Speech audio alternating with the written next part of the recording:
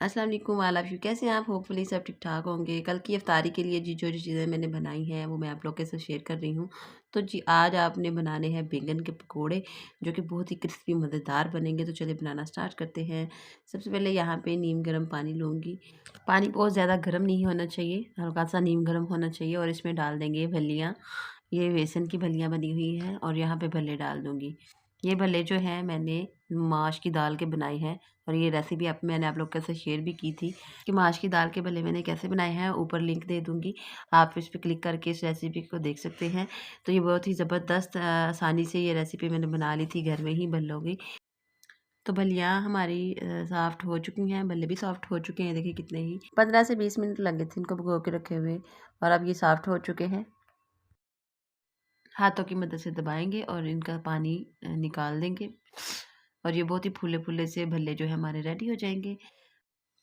ज़्यादा देर भिगो के रखेंगे तो ये बहुत ज़्यादा सॉफ्ट हो जाएंगे, फिर जब दही ऐड करेंगे तो ये फिर टूट भी जाते हैं। इसलिए इन्हें बहुत ज़्यादा भिगो के नहीं रखना। अब ये बिल्कुल ड्राई हो चुके हैं, दही बड़े बनाने के लिए बिल्कुल रेडी है। तो अब इनमें पानी बिल्कुल भी नहीं है।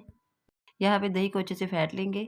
ये हाफ के जी दही है मेरे पास, और यहाँ पे चॉप किए हुए प्याज। आपके पास अगर कटर है तो आप कटर की मदद से प्याज को बारीक चॉप कर सकते हैं, परफेक्ट हो जाते हैं। यहाँ पे बॉयल चने जो हैं वो ऐड कर देंगे। 1 कप बॉयल चने हैं, और 1 टमाटर कटा हुआ, हरी मिर्चें बारीक कटी हुई, और बॉयल पोटैटो 3 से 4 अदद बॉयल पोटैटो, और चाट मसाले का 1 चम्मच ऐड कर देंगे। अब इन तमाम चीज़ों को अच्छे से मिक्स कर लेंगे। चाट मसाला जो है वो ज़्यादा स्पाइसी अगर आपने रखना है तो ज़्यादा ऐड कर सकते हैं अपनी टेस्ट के मुताबिक। अब यहाँ पे एक बोल लेंगे और इसमें शिफ्ट कर देंगे।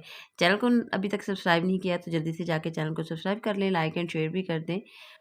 और यहाँ पे जो दही हमने फेंट के रखा हुआ था वो दही इसमें ऐड कर देंगे।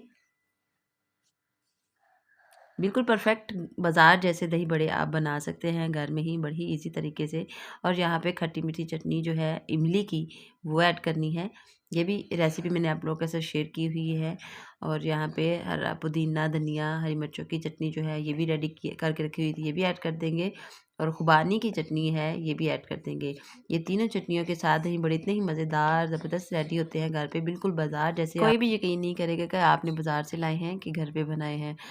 अब यहाँ पे फ्रूट चाट रेडी कर लेते हैं। फ्रूट चाट रेडी करने के लिए 1 कप बॉयल चने ऐड कर देंगे, और इसमें मिक्स फ्रूट जो है कटा हुआ, एप्पल कटे हुए हैं, बनाना है, और इसमें खरबूजा कटा हुआ है। कोई कोई भी आपके पास फ्रूट है वो भी आप कटिंग करके इसमें ऐड कर सकते हैं, और इन्हें मिक्स कर लेंगे अच्छे से। और अफ्तारी में अगर ये चीज़ें ना हो तो अफ्तारी अनकम्प्लीट लगती है। और अब यहाँ पे थोड़ा सा चाट मसाला और ब्लैक पेपर जो है वो ऐड कर देंगे, और यहाँ पे खट्टी मीठी चटनी जो है इमली की वो ऐड कर देंगे, और खुबानी की चटनी, इन दोनों को मिक्स कर लेंगे अच्छे से। तो लें जी माशाल्लाह हमारे दही बड़े और फ्रूट चाट रेडी है। अब चलते हैं जो हमने जामे शीरी वाला दूध बनाना है वो बना लेते हैं। और यहाँ पे एक मग तकरीबन हाफ़ केजी का है ये, इसमें दूध लिया है। यहाँ पे साबूदाना जो है मैंने बॉयल करके रखा हुआ था, 2 चम्मच साबूदाना है। आप ज़्यादा भी ऐड कर सकते हैं, ये बच्चों को मैं बना के देती हूँ, बहुत ही हेल्दी होता है बच्चों के लिए। तो बड़े खुशी खुशी बच्चे ये पी लेते हैं। और यहाँ पे थोड़ा सा जामे शीरी ऐड कर देंगे, आपको जितना पसंद है आप उतना ऐड कर लें। और यहाँ पे जो तुख्म लंगा भिगो के रखा हुआ है वो भी ऐड कर दूँगी। आप थोड़ी-सी चीनी भी ऐड कर सकते हैं, 3 से 4 चम्मच चीनी के ऐड कर दें तो जामे शीरी भी वैसे मीठा होता है, तो जितना आपको मीठा पसंद है उतना ऐड कर लेंगे, और इन्हें मिक्स कर लेंगे। बहुत ही यम्मी सा ठंडा-ठंडा दूध जो है हमारा रेडी है। अब हम तैयारी कर लेते हैं पकौड़ों की। इफ्तारी का टाइम भी होने वाला है जल्दी से। तो यहाँ पे लेंगे एक बैंगन, इसे वॉश कर लेंगे अच्छे से, और इसे कट कर लेंगे दरमियान से। अब इन्हें गोल-गोल स्लाइसेस में कट कर लेंगे। और यहाँ पे बहुत मोटे स्लाइसेस आपने नहीं काटने, ना ही बहुत पतले काटने हैं, इनको दरमियाना सा ही रखना है। और बहुत ही मज़ेदार क्रिस्पी से ये पकोड़े बन के रेडी होते हैं।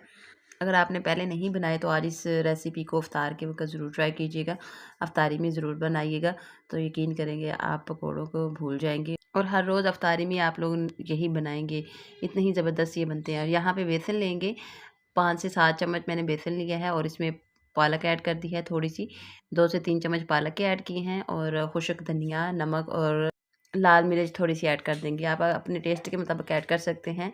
और इनको अच्छे से मिक्स कर लेंगे, कुछ भी और ज़्यादा मैंने ऐड नहीं किया। अच्छे से पानी डाल के इनका पेस्ट बना लेंगे, बहुत ज़्यादा पतला पेस्ट नहीं बनाना, आपने थिक सा पेस्ट रखना है इसका।